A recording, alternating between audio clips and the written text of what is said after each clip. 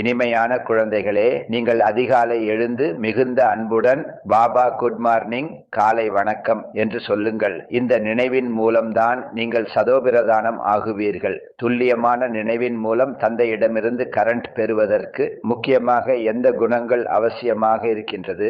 நிறைய பொறுமை வேண்டும். புரிதல் மற்றும் கம்பீரத்துடன் தன்னை ஆத்மா என்று புரிந்து நினைவு செய்வதன் மூலம் தந்தையிடமிருந்து கரண்ட் கிடைக்கின்றது. மேலும் ஆத்மா சதோபிரதானம் ஆகிக்கொண்டே செல்கின்றது. இப்பொழுது தந்தையின் நினைவு என்பது உங்களை தொந்தரவு செய்ய வேண்டும். ஏனெனில் தந்தையிடமிருந்து பெரிய அளவிலான ஆஸ்தி கிடைக்கின்றது. நீங்கள் முள்ளிலிருந்து மலராகுகின்றீர்கள். அனைத்து தெய்வீக குணங்களும் வந்து விடுகின்றது. தந்தையிடமிருந்து தானாகவே கரண்ட் கிடைப்பதற்காக மிகுந்த அன்புடன் தந்தையை நினைவு செய்யுங்கள். இந்த நினைவுதான் ஆரோக்கியமானவராக ஆக்கும். கரண்ட் பெறுவதன் மூலமே ஆயுள் அதிகரிக்கும். நினைவின் மூலமே தந்தையிடமிருந்து ஒளிக்கதிர்கள் கிடைக்கின்றது. கவனக்குறைவினை விட்டுவிட்டு சுவதர்சன சக்கரதாரியாக ஆகுங்கள். இதன் மூலமே ஞான கடலாகி சக்கரவர்த்தி ராஜா ராணியாக ஆகுவீர்கள். எல்லோருக்கும் குஷி நிறைந்த செய்தியை சொல்லக்கூடிய, குஷியினுடைய கஜானாவால் நிரம்பிய பண்டாராவாக ஆகுக. சதா தன்னுடைய இந்த சொரூபத்தை தன் முன்னால் வையுங்கள். அதாவது குஷியினுடைய கஜானாக்களால் நிரம்பிய பண்டாரா நான்.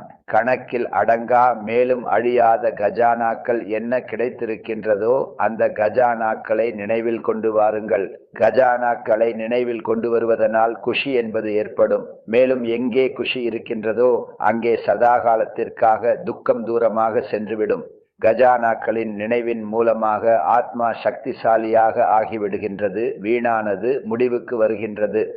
நிறைந்த ஆத்மா ஒருபோதும் தடுமாற்றம் அடைவதில்லை. அந்த ஆத்மா தானும் குஷியாக இருந்து மற்றவர்களுக்கும் குஷி நிறைந்த செய்தியை சொல்கின்றது. யோக்கியமானவராக ஆக வேண்டும் என்றால் கர்மம் மேலும் யோகத்தில் சமநிலை வையுங்கள். சங்கல்ப சக்தியை சேமிப்பதன் மூலமாக உயர்ந்த சேவைக்கு நிமித்தமாக ஆகுங்கள். வாய் மூலமாக செய்தி கொடுக்கக்கூடிய சேவையில் உங்களுடைய நேரத்தை ஈடுபடுத்துகின்றீர்கள். செல்வத்தையும் ஈடுபடுத்துகின்றீர்கள். தடுமாற்றத்திலும் வருகின்றீர்கள். களைப்படையவும் செய்கின்றீர்கள். ஆனால் உயர்ந்த சங்கல்பத்தினுடைய சேவையில் இவை அனைத்தும் சேமிப்பாக ஆகிவிடுகின்றது. எனவே இந்த சங்கல்ப சக்தியை அதிகரியுங்கள். உறுதி நிறைந்த சங்கல்பம் செய்யுங்கள். அப்பொழுது பிரத்யக்ஷம் விரைவில் ஏற்பட்டுவிடும். நல்லது. ஓம் சாந்தி.